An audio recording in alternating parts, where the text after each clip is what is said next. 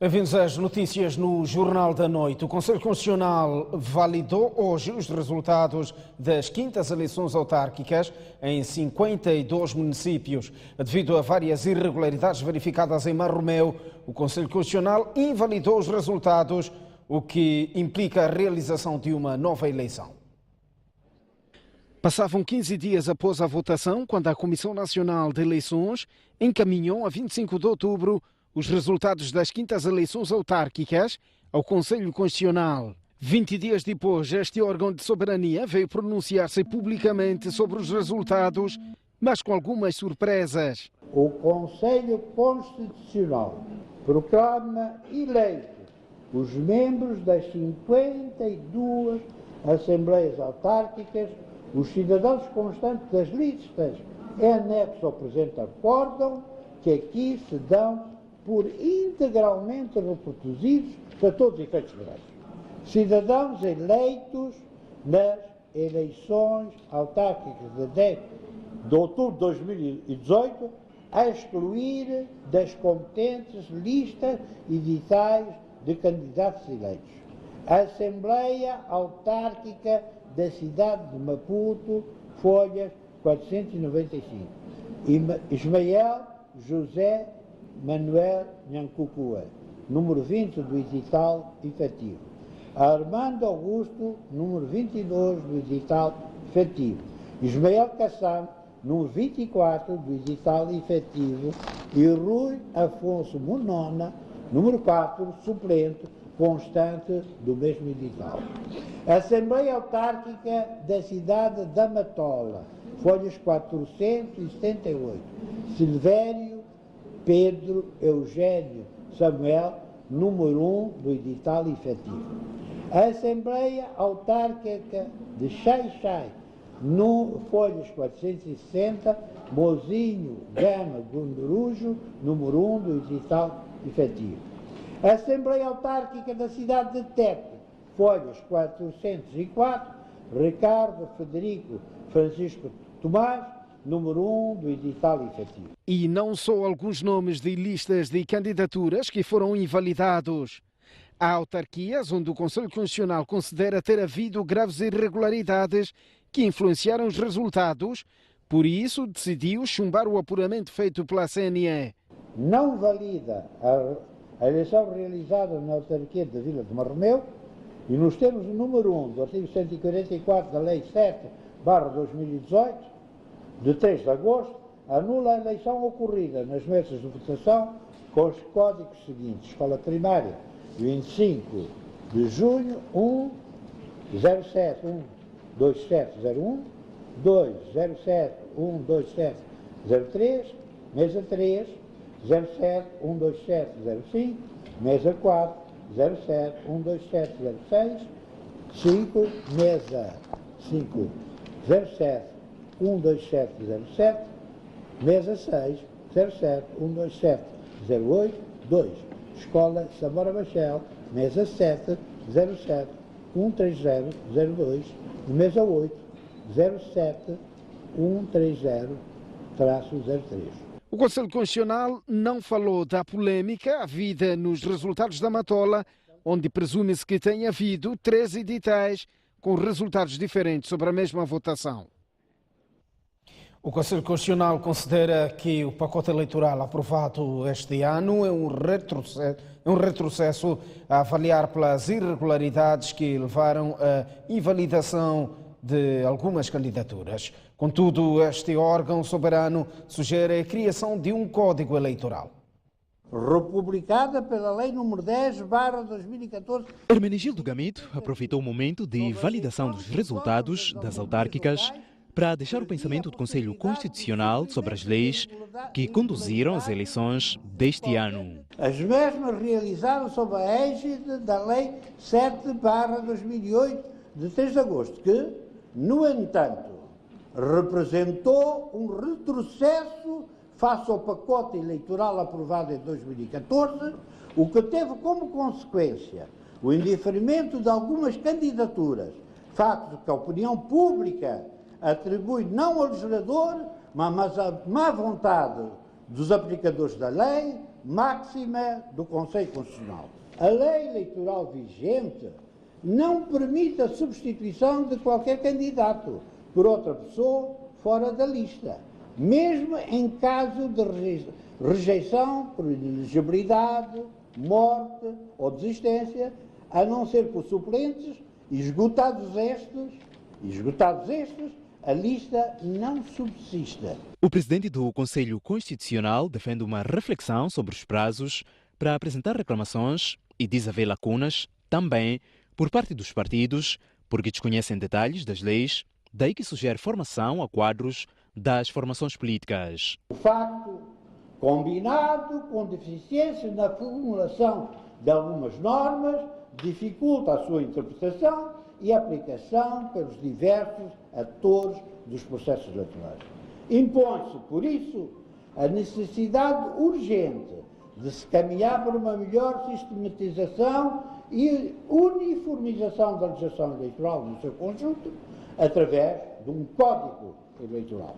As fragilidades estendem-se até aos prazos entre a validação dos resultados das eleições e a tomada de posse dos eleitos. Tendo em conta que os candidatos eleitos nas últimas eleições autárquicas, validadas e proclamadas em 23 de janeiro de 2014, tomaram posse até 15 dias depois e que o seu mandato é de 5 anos, artigo 17 da Lei número 2/97, de 18 de fevereiro, a cumprir-se a norma contida no referido artigo 221, haverá superposição de mandatos entre os agora eleitos e os que ainda estão a cumprir o atual mandato. Chama-se, por isso, a atenção do legislador para a solução urgente desta situação anómala, pois de outro modo poderá criar constrangimentos que se podem evitar. E porque houve relatos de recusa por parte de alguns presidentes de mesas de votação em receber reclamações dos partidos, o Conselho Constitucional defende censura severa a estes desobedientes da lei. Os principais partidos concorrentes divergem quanto à validação dos resultados feita pelo Conselho Constitucional. Renamo diz que o Conselho Constitucional devia ter feito mais e não se limitar a chumbar os resultados de Mar Romeu. A Frelimo saúda os resultados e o MDM defende a revisão da lei eleitoral para que as eleições sejam efetivamente justas. O Conselho Constitucional, valida os resultados... Mesmos resultados, opiniões diferentes. A Renamo volta a reclamar de irregularidades em algumas autarquias e diz que não teve como fazer a chamada impugnação prévia pelas circunstâncias em que aconteceu o apuramento nas mesas. Estamos a falar, por exemplo, de Alto Moloco. O apuramento do Alto Moloco ocorreu por baixo de balas de AK-47, gás lacrimogêneo. Inclusive, o nosso diretor adjunto a nível do município de Alto Moloco foi detido naquele dia. O que importa dizer neste momento é que, na verdade, o Conselho Constitucional deveria ter feito mais. Já Frelimo, mais uma vez, congratula-se pela vitória nas autarquias, incluindo Mar Romeu. Queremos endereçar aqui o brio e o profissionalismo com que foi organizado por todos os agentes e órgãos eleitorais, sobretudo na organização deste processo. Eu acho que devemos dar parabéns aos moçambicanos no geral. Em relação a Mar Romeu, alguma coisa a dizer? Bem, nós respeitamos a decisão. No terreno, pelos dados que nós tivemos desde o princípio, o nosso partido venceu, mas temos que respeitar, portanto, a decisão do Conselho Constitucional. O MDM, por sua vez, defende que enquanto não se fizer a revisão profunda do pacote eleitoral, os partidos vão continuar prejudicados. Aos vencedores, glória. Aos vencidos, honra. Mas, perante este pronunciamento do Conselho Constitucional, o Movimento Democrático de Moçambique reitera que é fundamental que se faça uma revisão profunda da lei eleitoral. Relativamente ao que vai acontecer em Mar Romeu, pois com certeza, se houver irregularidades graves, o Movimento Democrático de Moçambique está do lado de quem defende, digamos, a repetição das eleições naquelas mesas. Contudo, estes partidos dizem que irão à nova eleição em Mar Romeu convictos na vitória.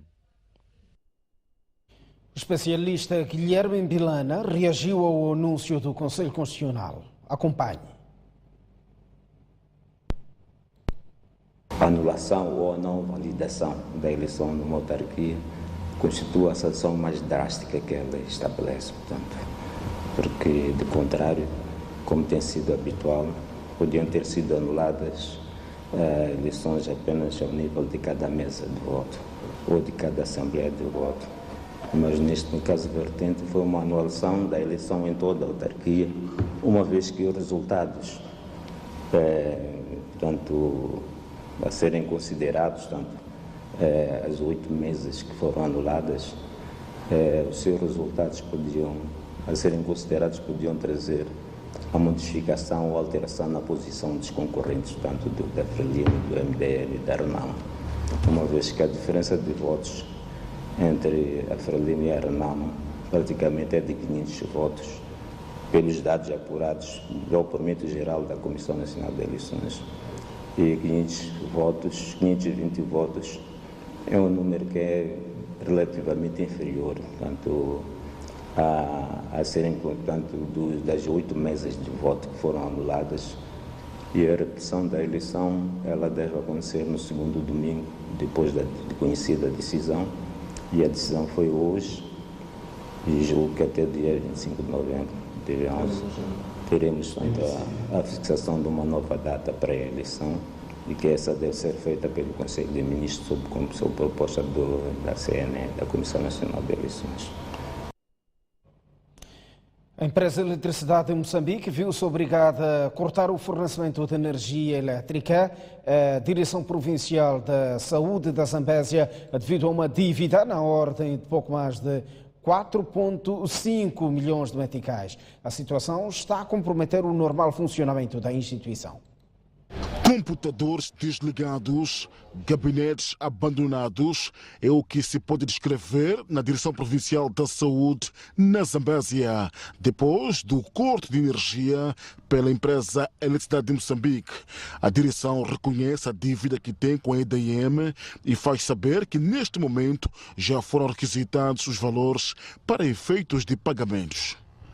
A Direção Provincial de Saúde está desde a segunda-feira, no período da tarde, até hoje sem corrente elétrica, devido ao corte sem prévio aviso da Eletricidade de Moçambique. Constitui uma verdade em termos da dívida que a Direção Provincial tem com a Eletricidade de Moçambique, e são aproximadamente 4 milhões e 500. Já a direção da EDM diz que a dívida não é negociada e que a DPS deve ressarcir o que deve. A direção provincial tem um PT, um posto de transformação, que uma saída alimenta a direção provincial e a outra alimenta o hospital geral. Então, neste momento, nós só cortamos a direção provincial e não o hospital geral. O hospital geral tem energia. Queremos pedir que os clientes também, do pouco orçamento que têm, que tirem uma parte para pagar as faturas da Eletricidade de Moçambique. Não quero acreditar que fiquem um ano sem receber o 12º para pagar as despesas de inerentes à energia. A STV sabe que a dívida global que o setor da saúde tem, a contar com os hospitais espalhados em apenas 6 distritos da área de distribuição de Climane, é de perto de 22 milhões de meticais. Os vendedores informais do mercado Wakakana voltaram a entrar em choque com a Polícia Municipal. Em causa está a ocupação de espaços junto à ponte Maputo-Catembe, que a edilidade diz atentar contra a segurança e a urbanidade e, por isso, promete tomar medidas enérgicas para impedir tal situação. O aviso já havia sido lançado pela Polícia Municipal. Ninguém devia permanecer junto à ponte para fazer negócio. Por isso, os informais tomaram todas as precauções. Deixaram espaço junto à ponte, muitos produtos permaneceram nos sacos. As batatas da dona Ginoca ficaram por fritar e as folhas de abóbora da tia Amélia murchavam no saco para o desespero das vendedeiras. Somos residentes de Moçambique. Somos filhos de Moçambique. Estamos a lutar para que nossas crianças possam ir à escola e ter o que comer. Mas estão a nos expulsar daqui. Para onde iremos? O negócio era feito de forma discreta, mas os mais ousados expunham os seus produtos em bancas improvisadas. Esses caíram no prejuízo porque a polícia municipal chegou e recolheu quase tudo. Os ânimos subiram.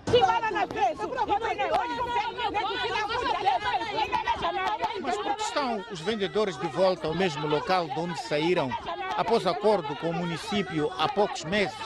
Estes falam de falta de espaço e de negócio no mercado da Malanga. Lá dentro do mercado é como se estivéssemos na casa mortuária. Ninguém fala conosco, nem vendemos nada. Só fazemos apodrecer os nossos produtos. Por isso que saímos. Mesmo os que têm bancas lá estão aqui às voltas conosco porque querem pão para dar aos seus filhos. O espaço que nos deram não é suficiente e os clientes não entram lá para comprar. Os que vendem lá são os donos daquele mercado. Nós dispensamos o espaço. Nos deram 10 mil. A pensarmos que era pelo menos o modo de a gente carregar as nossas coisas, sair do lugar para a construção de ponte e que o resto nós íamos se desarrascar. Só que agora estamos aqui a se desarrascar e o município não nos deixa. Em comunicado de imprensa, o Conselho Municipal da cidade de Maputo avisou que vai tomar medidas enérgicas para retirar os vendedores das proximidades da ponte em nome da urbanidade, em defesa de pessoas e bens e da economia nacional. O Tribunal Judicial de Cabo Delgado já conhece o grupo armado que, desde outubro de 2017, vem protagonizando ataques em alguns distritos da província. Entretanto, não pode revelar antes da sentença para não interferir no julgamento do caso. Quando você conheceu o grupo armado? Um mês depois de ter iniciado o julgamento do caso ataques armados em Cabo Delgado e depois de terem sido ouvidos 114 arguidos acusados de participação nos crimes contra as populações e a organização do Estado, o Tribunal Judicial da província confirma ter descoberto a origem e as motivações do grupo que continua a assassinar cidadãos civis. Tem surgido várias perguntas à volta do processo, como, por exemplo, qual é a origem e a motivação dos ataques e quem é o mandante dos mesmos. Face a estas questões, mais uma vez, temos a hora de informar a todos como moçambicanos o seguinte: o grupo de indivíduos que está a ser julgado no processo número 32/2018 pelo Tribunal Judicial da província de Cabo Delgado, juridicamente já está identificado. O grupo já está identificado, mas o tribunal não pode revelar a verdade, alegadamente para não interferir no julgamento. Por enquanto, nós não podemos adiantar esses tipos de informações em sede, portanto, do processo que está em curso, tratando-se de a fase em que as pessoas estão sendo ouvidas. O julgamento ainda está longe do fim. No entanto, o tribunal promete concluir as principais etapas em dezembro próximo. De acordo com o decurso das audiências, nós contamos que até ao final ou nos meados do próximo mês já tenhamos ouvido todos, incluindo também os declarantes. O julgamento do processo 32/2018 começou no dia 3 de outubro último e conta com 189 arguidos, mas alguns dos quais acabaram perdendo a vida antes de serem ouvidos pelo tribunal. A Assembleia da República aprovou hoje na generalidade e por unanimidade a proposta de lei referente ao regime jurídico das fundações. Trata-se de um instrumento que visa regular de forma eficaz e transparente o processo de reconhecimento das fundações, o seu funcionamento, bem como introduzir a obrigatoriedade de prestação de contas. Ainda assim, a bancada do MDM defende que as fundações devem ser, acima de tudo, instituições de utilidade pública. Uma instituição que apenas atribui subsídios de valores irrisórios não é de forma alguma socialmente relevante e não se deveria intitular fundação.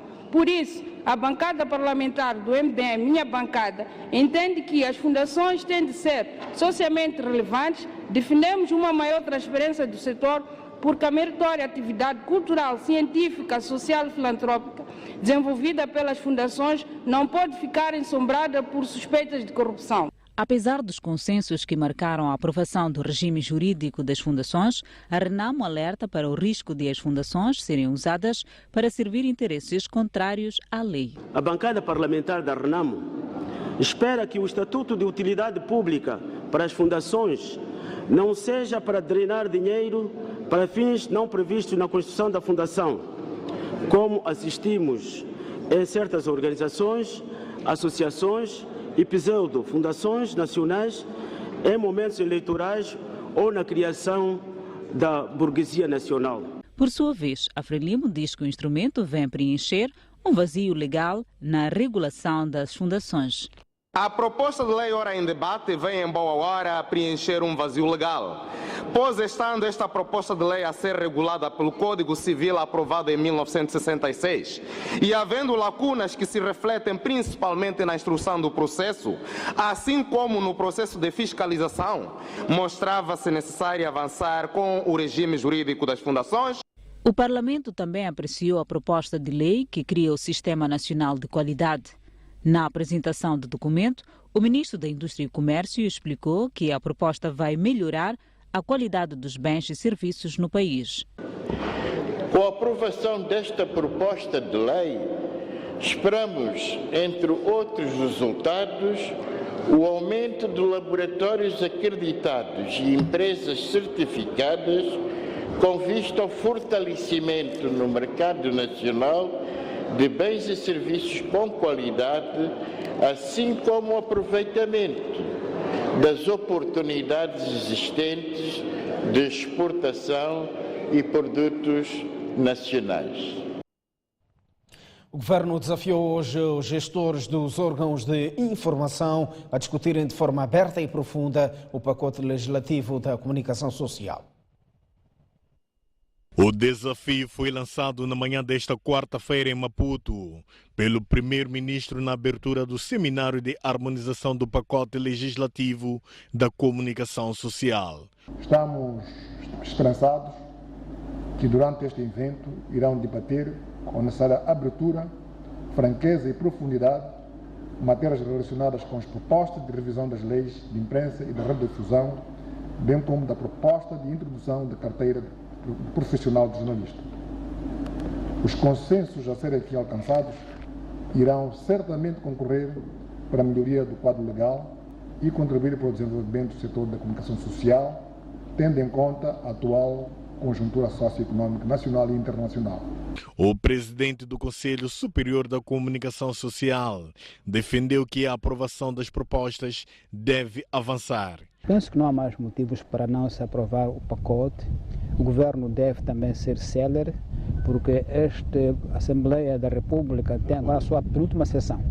A última será em março do próximo ano, porque depois há eleições.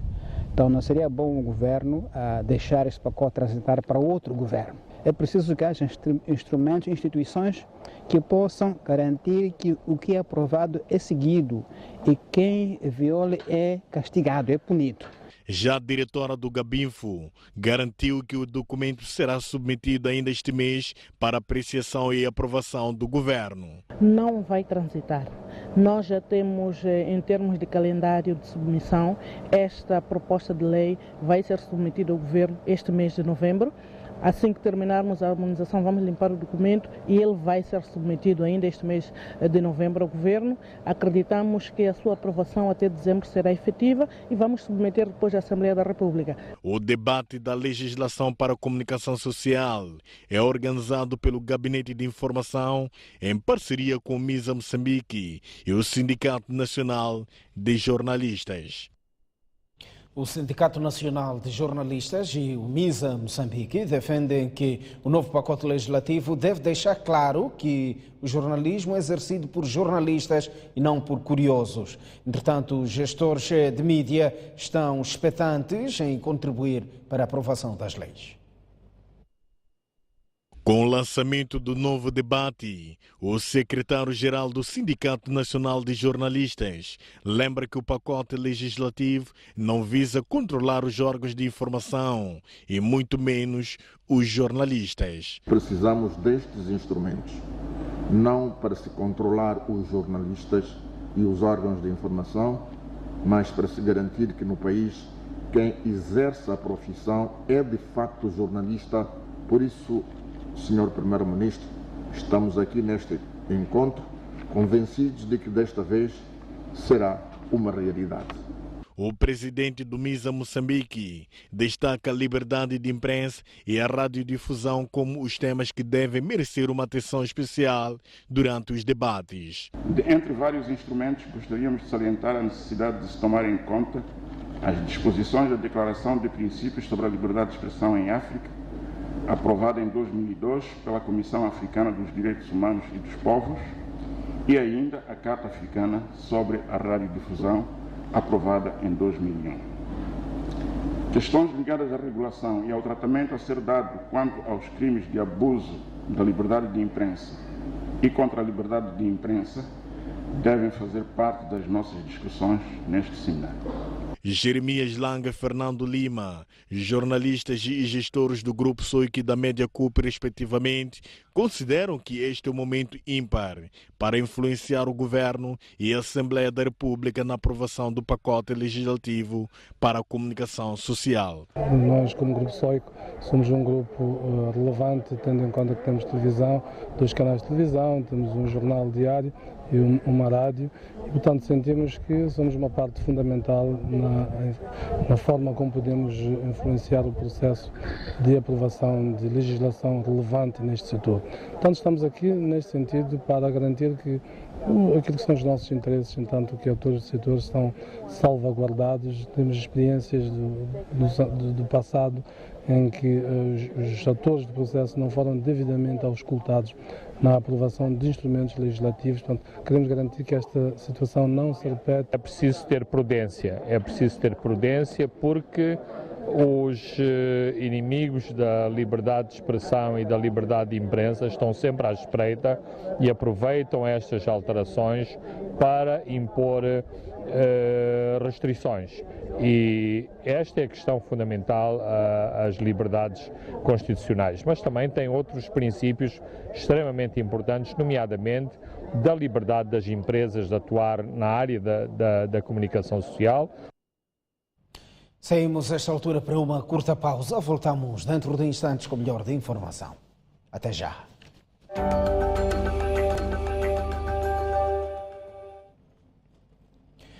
Bem-vindos de volta ao jornal e continuamos a olhar para o país em forma de notícia. Em Nampula, um projeto de processamento industrial de eucaliptos pode ser inviabilizado devido a uma ação de corte ilegal de árvores por desconhecidos numa plantação de mais de 580 hectares. O investimento de empresários noruegueses totaliza $6 milhões de perdas. É um dos maiores projetos de plantação de eucaliptos na província de Nampula, ocupando uma área total de 586 hectares. A lápide testemunha o lançamento oficial ocorrido em 2013, mas as árvores foram plantadas em 2010, quando foram atribuídos o direito de uso e aproveitamento da terra. Desses 580 hectares, o que nós temos estado a registrar é que acima de quase 50% já foi água abaixo por conta dos cortes que estão a ocorrer aqui por pessoas desconhecidas que eventualmente devem estar a vir da zona de Nampula e que vendem os produtos nos mercados da cidade e arredores.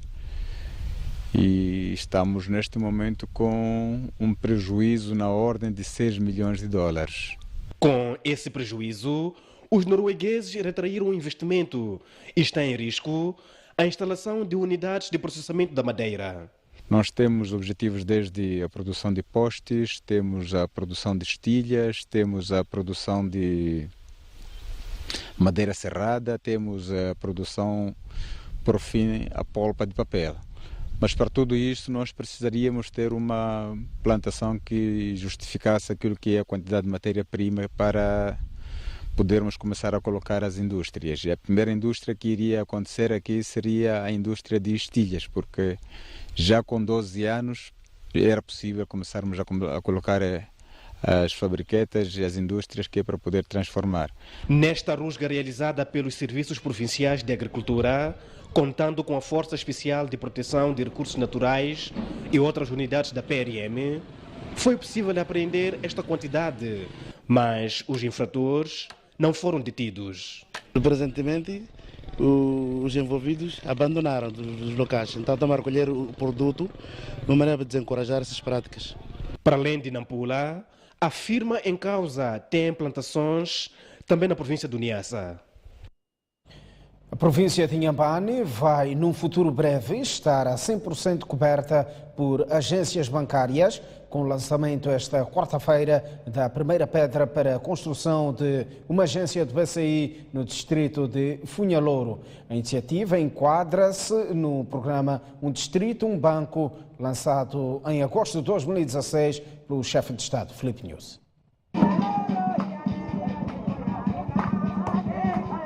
O lançamento da primeira pedra para a construção da agência marca o cumprimento em 100% da cobertura bancária a nível da província de Inhambane e o fim do sofrimento da população que se via obrigada a percorrer 110 quilómetros até a vila-sede do distrito de Massinga em busca destes serviços sociais.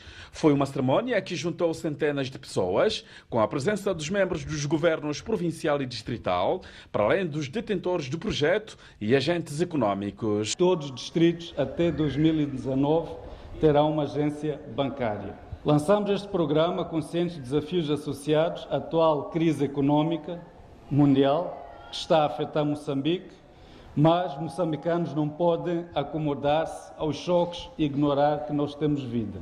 Vamos continuar na luta, vamos ampliar as nossas taxas de poupança interna, os nossos investimentos, especialmente em infraestruturas socioeconômicas, com vista a dinamizar o crescimento sustentável e contínuo do nosso país. Devido à sua proximidade, vai trazer também melhoria na prestação de serviços às populações do posto administrativo de Funhalouro. Vamos estar ao lado da população e ser um veículo no uso do sistema bancário, contribuindo para fomentar o hábito e a cultura de poupança. O Governo Provincial, através do Secretário Permanente, considerou que, para além do banco eliminar as distâncias que eram percorridas pela população, é mais do que nunca o realizar de um sonho daquelas comunidades. É a realização de um sonho dos residentes desta parcela da província, o distrito de Funhalouro, que é o polo de desenvolvimento.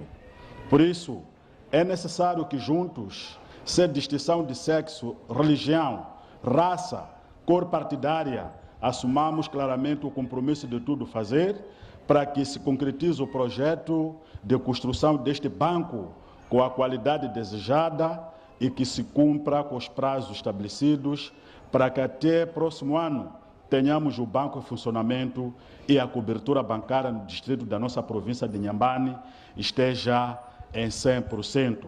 Ainda na mesma sequência, foi inaugurada mais uma agência do BCI no distrito de Xeringoma, província de Sofala, cujo lançamento das obras foi em maio do corrente ano e ficando assim abrangidos 106 dos 152 distritos, desde o arranque do programa Um Distrito, um Banco. Salve de palmas!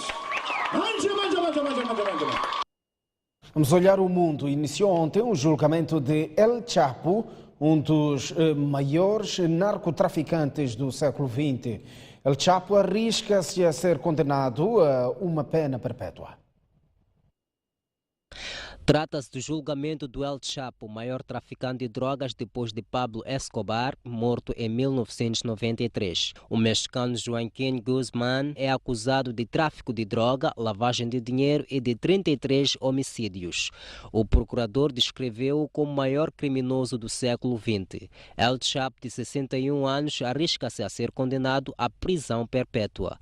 De acordo com o jornal The Guardian, o advogado de defesa entende que este julgamento está focado no mito de El Chapo para distrair a atenção do público a respeito do maior traficante de drogas chamado Ismael El Mayo, que mantém negócios ilícitos com o atual e o antigo presidente do México.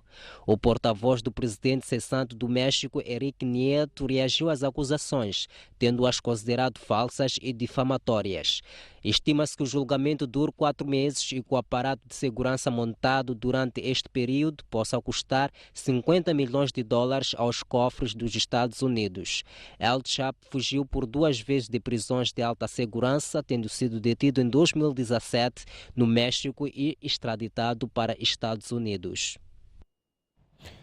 Lula da Silva volta ao tribunal, desta vez para responder pelas reformas ilícitas numa quinta em São Paulo.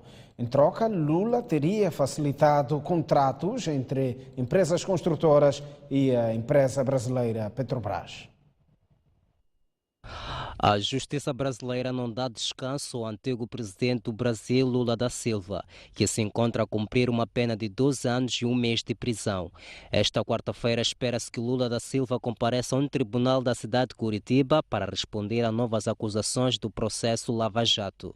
Os procuradores acusam Lula da Silva de ter beneficiado ilegalmente de algumas reformas feitas numa quinta em São Paulo pelas construtoras Odebrecht e OAS. Em troca, entende-se que Lula da Silva teria facilitado contratos entre as empresas construtoras e a empresa estatal Petrobras.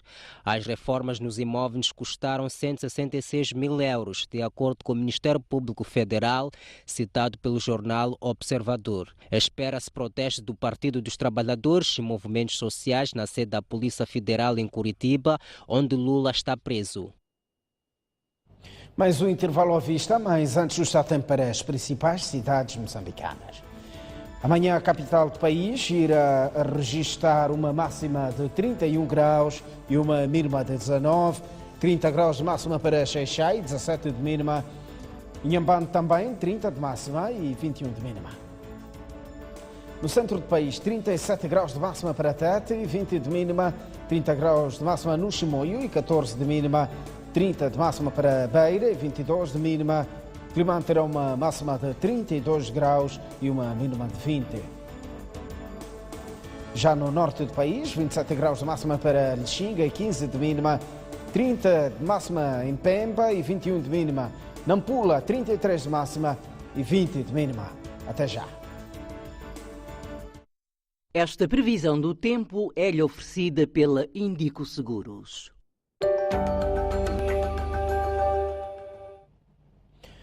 Estamos de volta ao jornal, agora para lançar um olhar ao desporto. A Seleção Nacional de Futebol, os Mambas, realizou mais uma sessão de treinos com vista ao embate de domingo diante da Zâmbia, referente à quinta jornada do Grupo K de qualificação ao CAN 2019. A sessão desta quarta-feira contou com todos os jogadores convocados e disponíveis. Mais uma sessão, desta vez com algum público, que não foi somente para ver treinos, mas também para tirar fotografias com os Mambas, seus ídolos em campo. Já com o plantel completo, Abel Xavier orientou um treino que teve um pouco de tudo, desde a recuperação física, a precisão de passe, jogadas de contra-ataques e remates à distância, tendo como foco visar a baliza zambiana no domingo. Aliás, foi nesta sessão, durante a peladinha, que a equipa técnica começou a esboçar o 11 inicial que vai defrontar Zâmbia, ainda que com algumas dúvidas, nomeadamente na defensiva e no ataque. Os jogadores, esses, davam toda a entrega aos treinos, procurando convencer o selecionador nacional a apostar na sua titularidade. Reconhecem as dificuldades que vão enfrentar, mas estão cientes da importância de vencer o jogo. Temos que dar tudo de nós, temos uma oportunidade que temos que mostrar o nosso valor, temos valor. É claro que os 2 últimos jogos não temos bons resultados como nós queríamos, mas estamos cientes que tudo será possível. É possível e temos que lutar. Nós estamos cientes que a Zâmbia é um adversário difícil, mas não impossível. Por isso estamos cá a trabalhar para podermos ultrapassar este momento, para ganhar o jogo e conseguir os 3 pontos. Uma derrota ou empate afasta o combinado nacional da fase final do CAN dos Camarões, uma possibilidade que não passa pela cabeça dos jogadores. Sabemos da importância do jogo e eu acho que, como falei, só vale a vitória, porque se não ganharmos o jogo, eu acho que estamos tudo abaixo. Então, neste momento, eu acho que estamos com o treinador. Não será fácil, mas tudo é possível e nós estamos aqui para garantir a vitória. Até o dia do jogo, os Mambas terão mais 3 sessões de treinos. Já os Mambinhas realizaram uma sessão de ambientação do campo e da luz artificial do Estado Nacional do Zimpeto. A expectativa dos jogadores é de vencer o Swatini no jogo da sexta-feira. Os Mambinhas iniciaram há 2 semanas os trabalhos de preparação com vista ao embate com o Eswatini de qualificação ao CAN 2019, mas somente esta terça-feira é que começaram a treinar no local de jogo, o Estado Nacional do Zimpeto. Com uma seleção composta maioritariamente por jogadores que atuam no Moçambola e mais 4 do escalão secundário, os Mambinhas querem vencer o seu adversário sexta-feira para estarem mais confortáveis no jogo de Manzini. Os jogadores defendem ter pouco conhecimento do seu adversário, mas a convicção de vencer é maior que qualquer adversidade. Temos que estar de frente para esse eliminatório, vencer, para conseguirmos chegar até o CAN. Quanto à Suazilândia, não temos nenhuma informação deles, já jogamos com eles anos anteriores, mas também não estamos muito preocupados com isso, estamos preocupados em trabalhar. Somos obrigados a ganhar a um número elevado dos gols e dizer que a equipe está preparada para encarar esse jogo com toda a seriedade. Esperam que os adeptos possam estar no campo para apoiar a seleção a alcançar um bom resultado. Confiar na nossa seleção e virem em massa apoiar a nossa seleção. Venham nos apoiar. Estejam a nos dar sempre a força de vencer, porque a vitória é feita em união. Mambinhas e Eswatini jogam sexta-feira a primeira mão de qualificação ao CAN do Egito em 2019, uma competição continental que qualifica aos Jogos Olímpicos em 2020. É o fim do jornal, informação em modo permanente para acompanhar dentro de instantes na STV Notícias. Aguardo por si. Boa noite.